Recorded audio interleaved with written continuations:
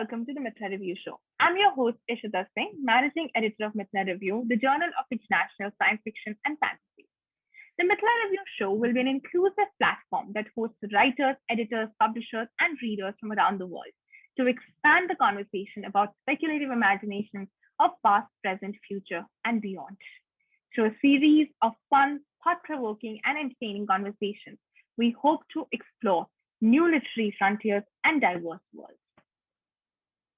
In our first episode, writer, lawyer Zen Cho will be conversing with Tejasvi Rawal about her latest book, Blackwater Sister, about non-English languages in fantasy, history, and macaroons. Zen Cho is a Malaysian fantasy author based in the United Kingdom. She's known for her Sorcerer to the Crown novels, historical fantasies with a post-colonial sensibility about magicians in 1800s London. She has also published a short story collection, Spirits Abroad, and her novella, The Order of the Pure Moon Reflected in Water, is about nuns and bandits in a wuxia take on emergency Malay. Her newest novel, Blackwater Sister, is a contemporary fantasy. She's a recipient of the Crawford Fantasy, British Fantasy, and Hugo Awards, and was a 2013 finalist for the Astounding Award for the Best New Writer. I hope you enjoy this episode.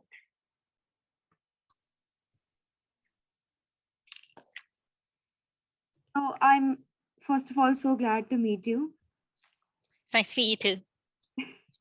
My name's Tejasvi, and obviously I work at Mithila, and we're very interested in science fiction and fantasy. And I raised my hand to interview you because I'm so interested in your work and what you do. Thank you.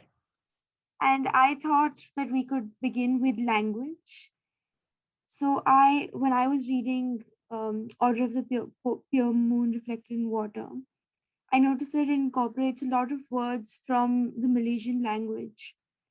And I wanted to ask you how you approach including this real life language where readers expect constructed languages in fantasy, and how you approached that kind of decision and what effect it has.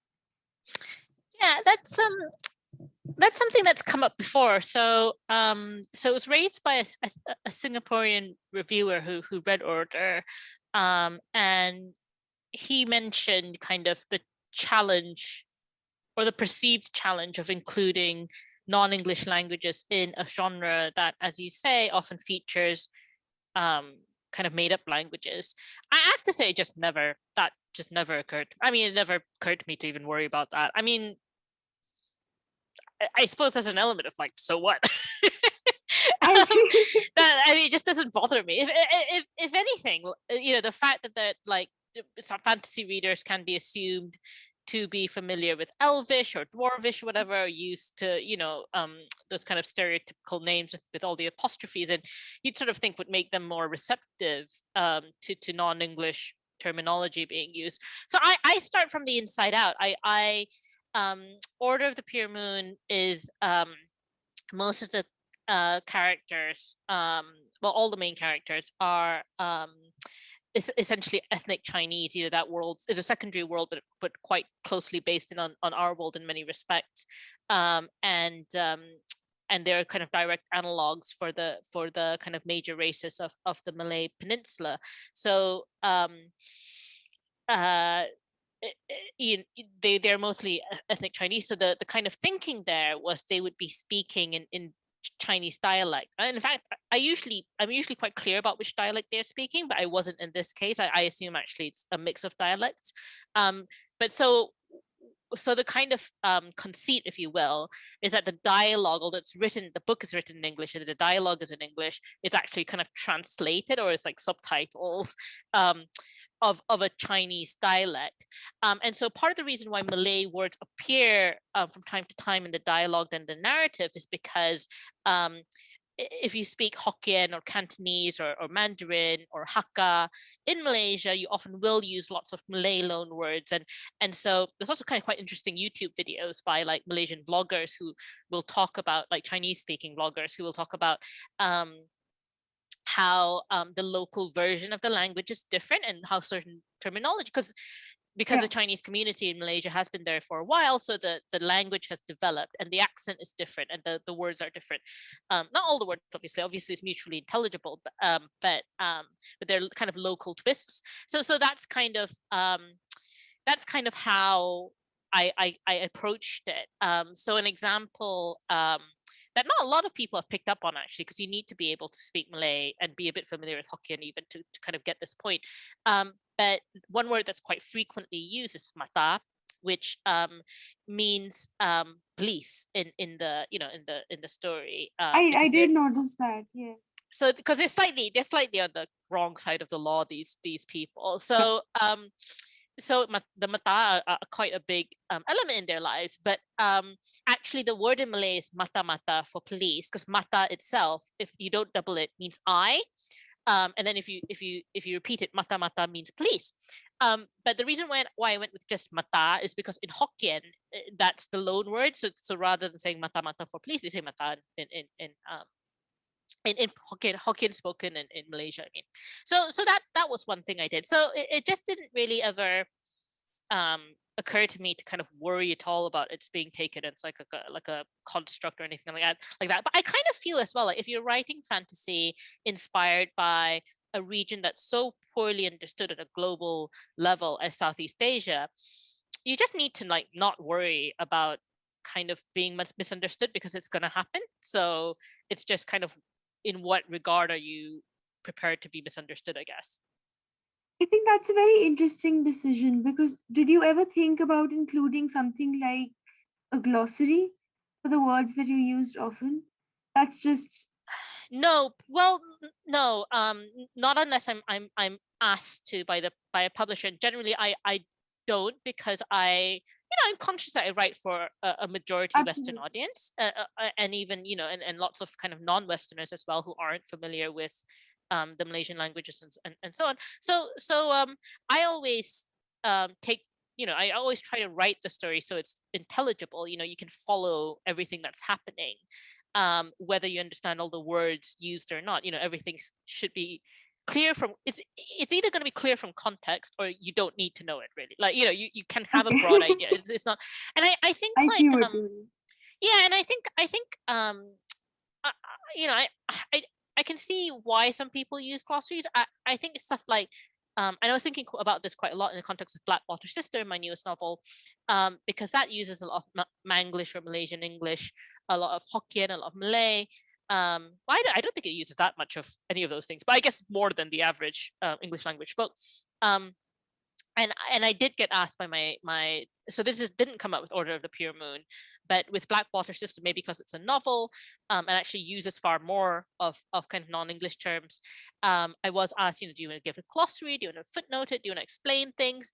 And I thought quite hard about this at the editorial stage, and I decided no, I don't want to do all those things.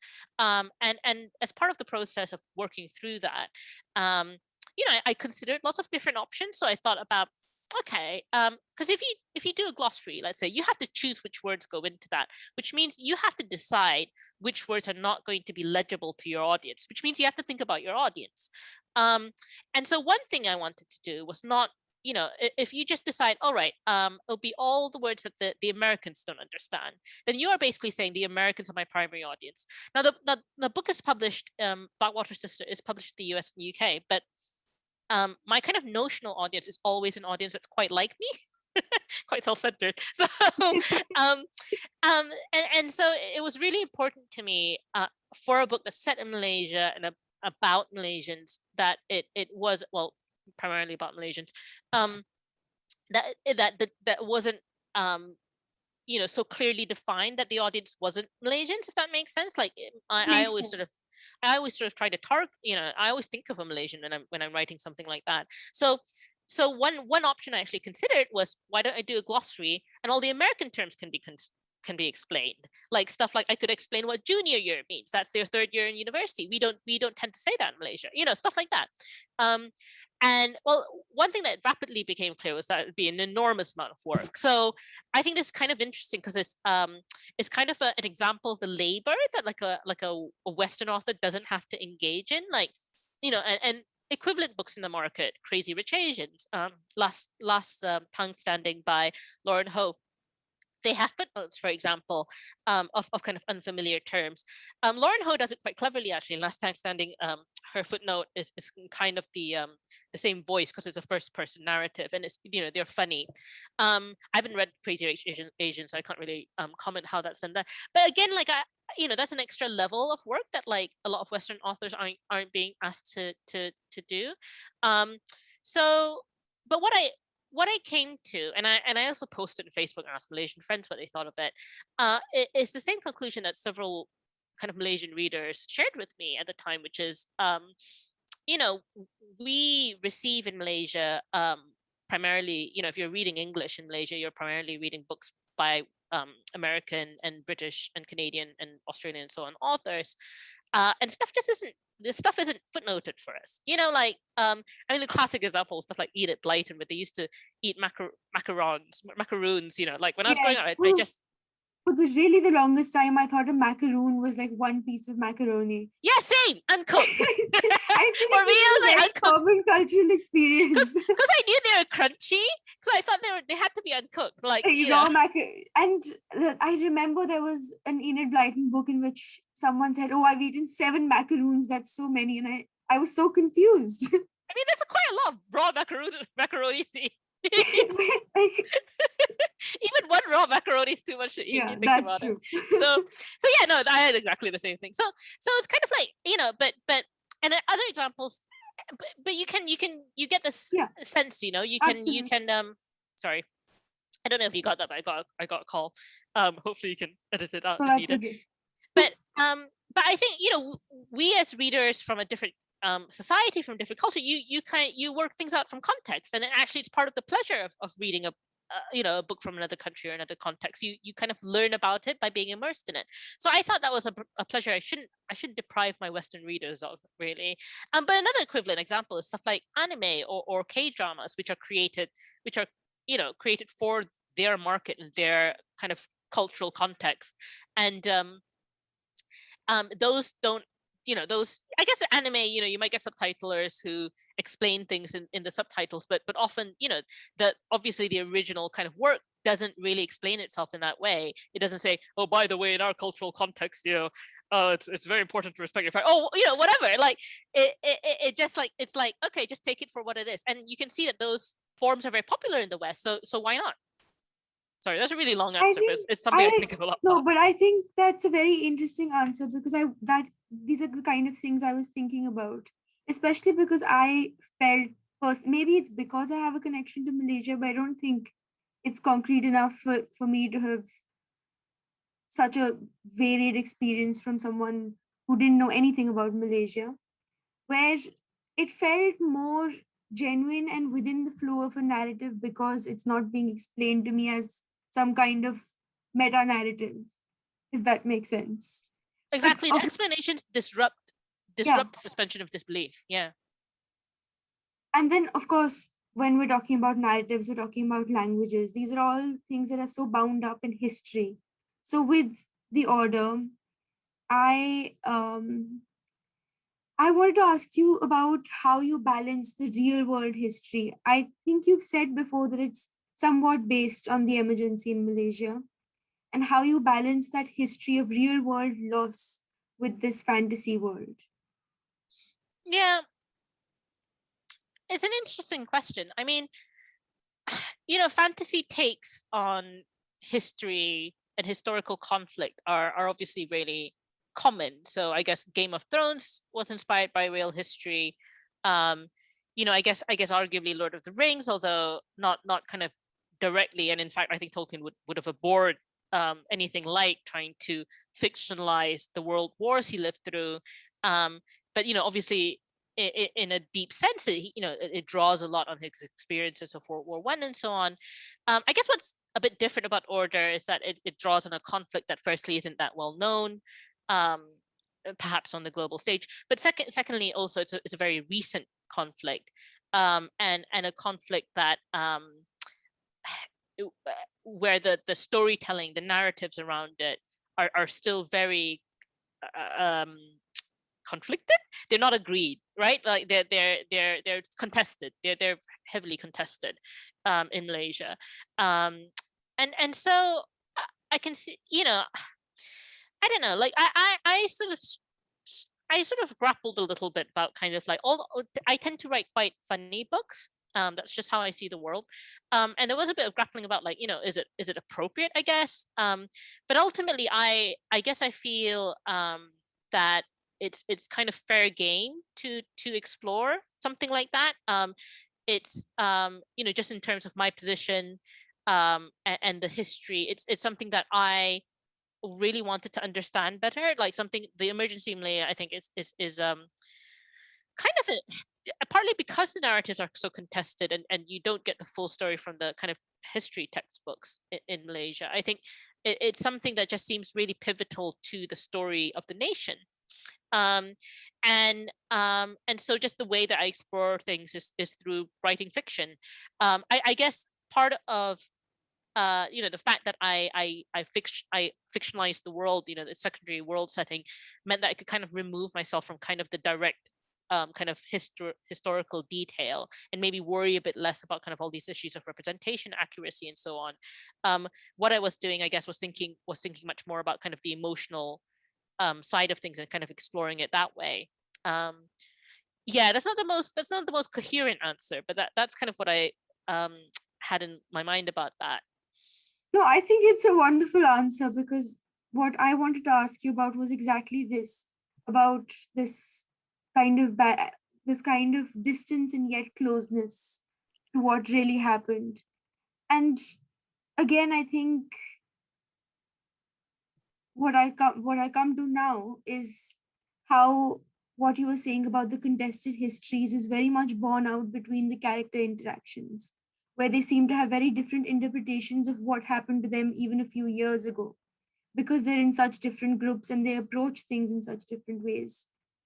So when I read it, I was so fascinated by the way in which the world of the book seems to build out from the characters rather than by putting the characters into a world.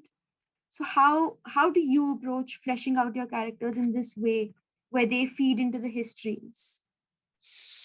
Um, well, so how the story came about. Usually, how I find a story that I'm interested in writing is kind of two things. There's generally like a character dynamic, a relationship dynamic that I want to explore, and then there's a setting, a kind of like a world element that I want to explore. So the kind of initial sparks, and you sent me the interview questions in advance, so I know you've kind of seen this before.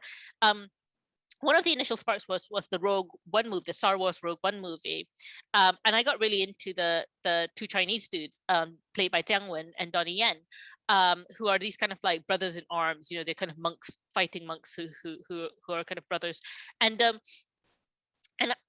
was such like a familiar dynamic to me, like from like I growing up I didn't watch all that much Chinese language media myself, but it was always on TV, it was around me, and obviously I watched some of it. And that kind of trope of these like fighting monks, and like tropes like this kind of camaraderie amongst like brothers in arms and that kind of thing, all felt really familiar to me, and I thought that it'd be really interesting to do that. And I had this idea of like a story about a couple of bandits, like a nun who joins a band of bandits and actually finds out one of them used to belong to her order. I was really interested in this idea, and then, but it didn't gel until I kind of found the setting, which was like, I was like, oh, what would be interesting is if it wasn't just a kind of classic kind of wuxia style, kind of South China pre-industrial setting, but if you kind of mixed it up and it was a fantasy setting, but it was based on 1950s Malaya, roughly. 1940s, 1950s, and I thought, okay, that would be really interesting.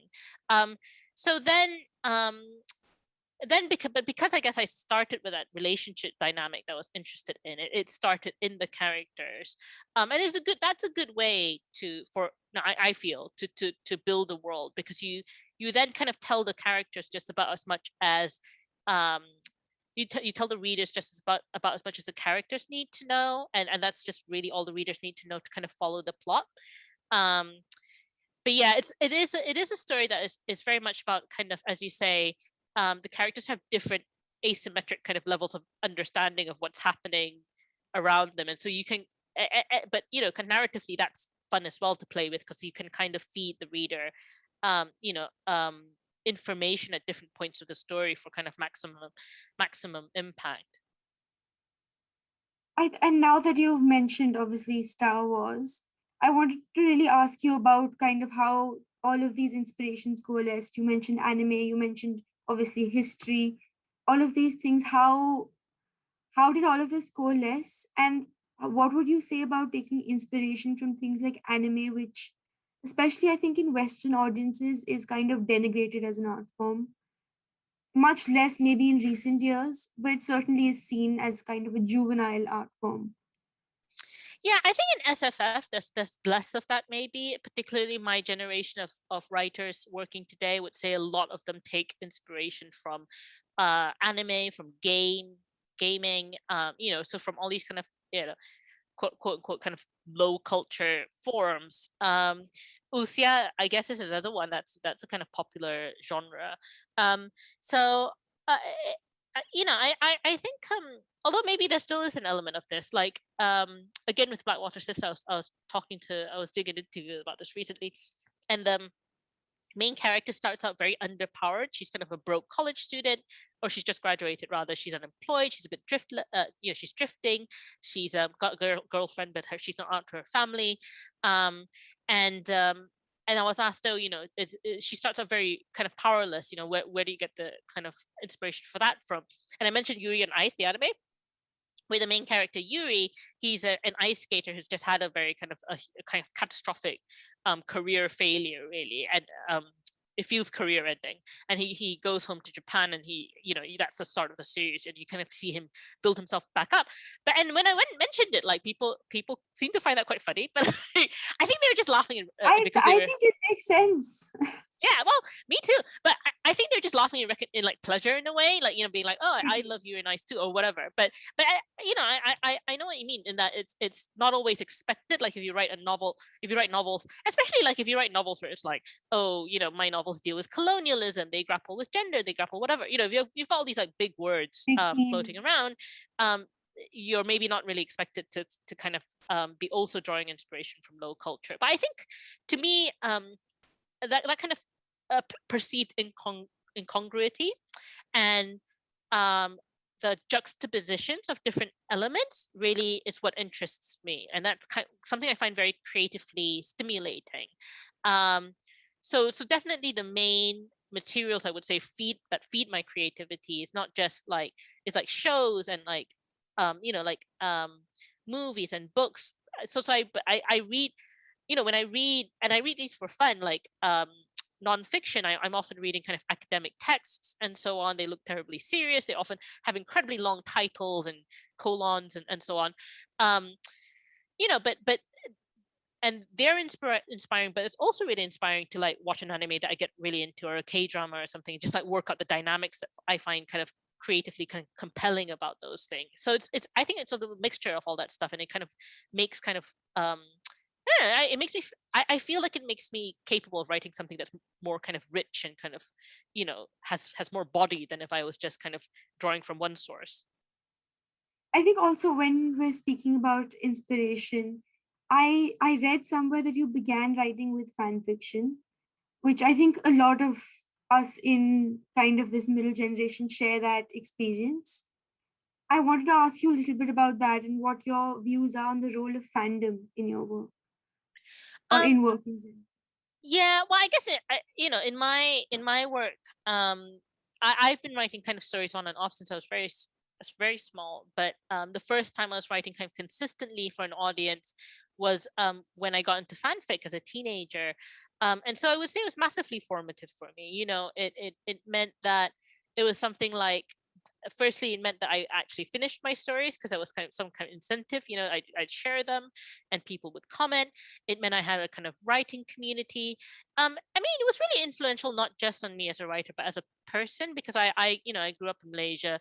My parents were very overprotective. So I basically never went out.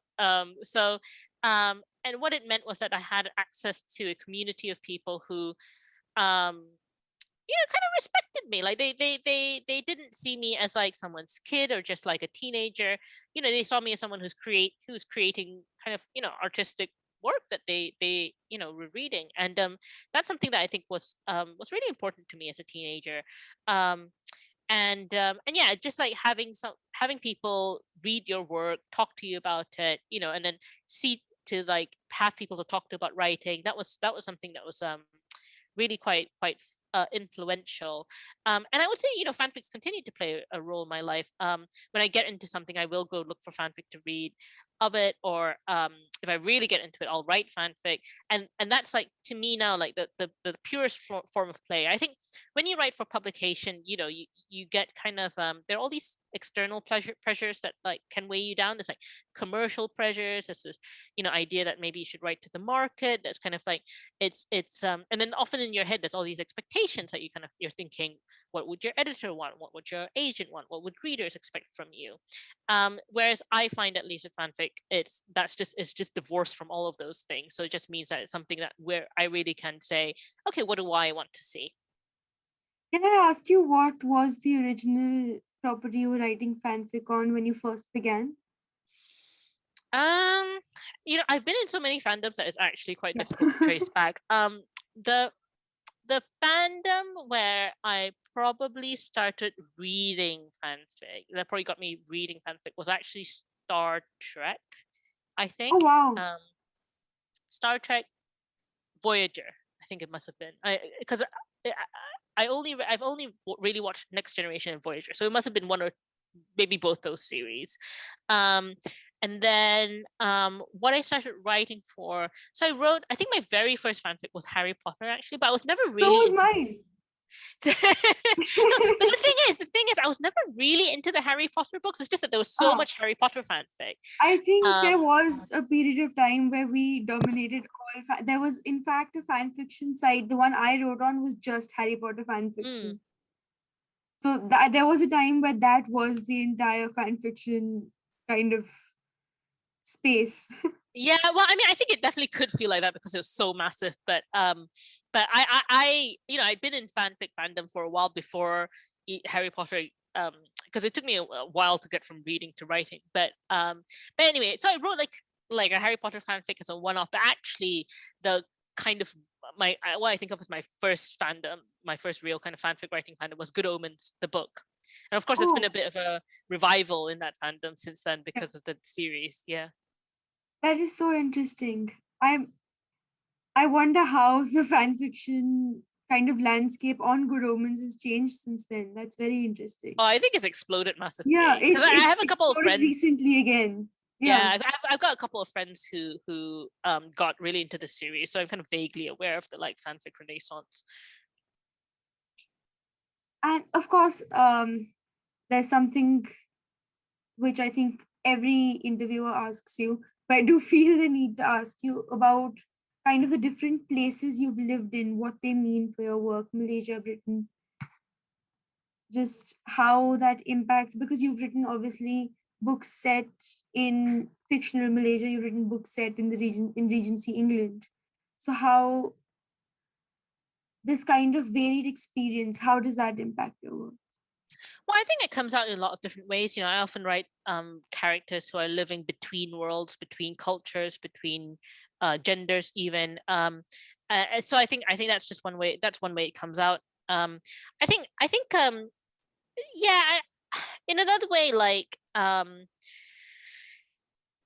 some ways it comes out very directly. So one of the places I lived in was the US as a child, and so Blackwater Sister, my new novel is about a young woman who has spent most of her life in America. Her parents moved there with her when she was a toddler, and then at the time of the book, she's in her early 20s, and they're moving back to Malaysia because it's kind of not really gone that well for them in America. Their American dream has gone a bit sour. So. And that was kind of inspired by my childhood experience of moving to America and then coming back to Malaysia when we found Malaysia was a bit of a better fit. So that's kind of one way, but that's probably the first time, I guess, that I've drawn that directly on personal experience for a novel. Otherwise, it comes out in somewhat more I guess, disguised ways. So Sorcerer to the Crown, I've been asked, that's my first novel.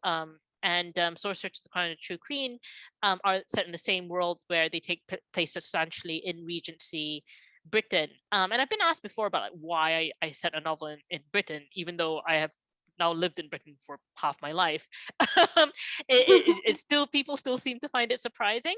But in a way, well, I don't think it's a fair question, but in a way I can, it's a question I can answer in the same sense that it is asked, because um, I think of it, I think of Sorcerer and the True Queen as books that I would have and could have written even if I lived in Malaysia all my life, because what they are attempts to kind of grapple with my childhood reading and I guess the colonial legacy. I think of them very much as my Commonwealth books in a way, kind of, being kind of dealing with that kind of whole British influence, and thinking about and I think one of the core statements it makes actually is I think sometimes about how Malaysia as it is now would not exist without the British Empire. And that's true in a way of every British ex-colony, in its composition, its demographic, just everything, its territory, the languages spoken, the culture, in every sense, it's a product of the British Empire. That means I'm a product of the British Empire. But what I was trying to say in a way with Sorcerer to the Crown and the True Queen, it was kind of revealing the centrality of empire to Britain itself. Because if you think of a kind of Regency romance novel or a Jane Austen novel, or these period films, they're very, very white, and they don't talk about the empire that they're built on. So all the wealth that, say, Mr. Darcy has, that all springs from, from empire, from trade, from kind of the exploitation of the economic resources of the colonial territories. That's not addressed directly ever, right? And I think Sorcerer to the Crown is about, the main character is a black man, and then he meets a young woman who is mixed race. Her mom's Indian, her dad's British, and they are the main characters. And I just thought putting two people of color at the center of a story like that, which is kind of Jane Austen with dragons, in itself already kind of, I guess subverts the genre, or kind of is making a statement. It's saying, so what I was trying to say with Sorcerer to the Crown and the True Queen was, okay, maybe I'm a product of British Empire. Maybe the rest of us are massively shaped, but so are you. So are you, Britain. You wouldn't be Britain, the Britain you are now, without the rest of us, if that makes sense. Yes. So that's kind of what I was saying. That does make a lot of sense. Now I have a bit of a frivolous question for you, just out of personal curiosity. What are some of your favorite foods? And I mean, like, kind of foods from when you were growing up, things like that. That is such a hard question to answer, because there's like so many. I should have given you time to prepare that. well, most Malaysians are up for talking about food at all times. What's funny about me growing up?